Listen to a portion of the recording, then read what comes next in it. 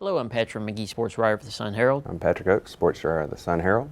We're here to talk about Friday night's big games, including playoffs this week. I'll be talking about East Central, Northeast Jones, and also Pascagoula, Gautier. And I'll talk about Ocean Springs, Harrison Central, and D'Iberville, St. Martin. Pretty big rivalry game. This might be the year St. Martin finally gets over the hump. I didn't realize the series had been so lopsided. I think St. Martin's last win came in 2003, and there's been a handful of shutouts, I think 5 in between for D'Iberville. This year, you're looking at a team that was ranked number 1 by us for a while during the season in St. Martin, maybe one of the more dangerous offenses on the coast outside of St. Stanislaus. And you look at D'Iberville, maybe we've said this a couple times, the most inconsistent team on the coast. They win one week, get blown out the next. Turnovers have really been their big downfall. They have to hit the road, not a long trek, but still you get a low home field advantage for St. Martin.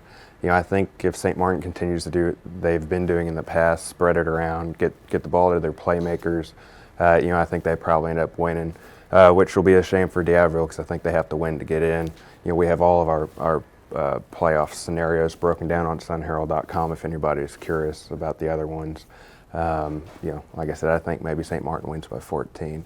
Then got Ocean Springs and Harrison Central. Harrison Central, Ocean Springs, both kind of fighting for that playoff seeding. Ocean Springs, I'll be curious to see how they answer last week's. It was kind of a dud for them, to be honest. They didn't complete a pass at Gulfport. Really struggled offensively. Lost 24-7.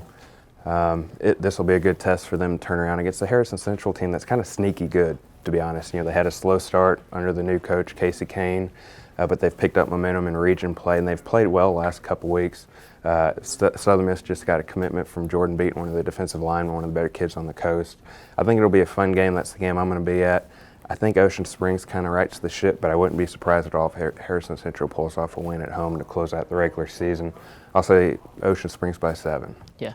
East Central is one of 2 4A teams on the coast hosting games Friday night. Stanislaus will be hosting Quitman, while East Central will be hosting Northeast Jones.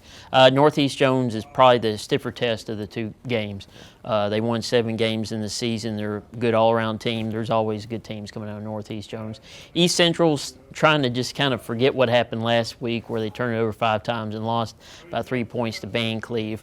East Central is a team that can really win this time of the year. Say it gets kind of wet and sloppy, then you just hand it off to A.J. Davis and kind of ride him through the postseason. That's what they're going to have to do. Just keep giving it to Davis. I see a really tight game in Hurley. That's kind of a weird trip, a long trip for a team that's maybe never made that trip to Hurley. It's a tough place to play now. It wasn't always that way. So I see East Central probably eking out a close game in that one and moving on to the second round. As far as Pascagoula, Gautier, this is always a big rivalry game.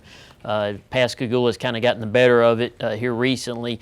But Gautier, this is a team that's really got something to play for. Their postseason hopes are a little faint. They've got to have Stone beat Hattiesburg and for Gautier to beat Pascagoula to get that final spot in the playoffs in that region. So I see Gautier coming out motivated, but I think Pascagoula defensively, they showed it again last week against Picayune, whenever that group's really plays an intense game and is focused, which I think they will be against their biggest rival right now in the region.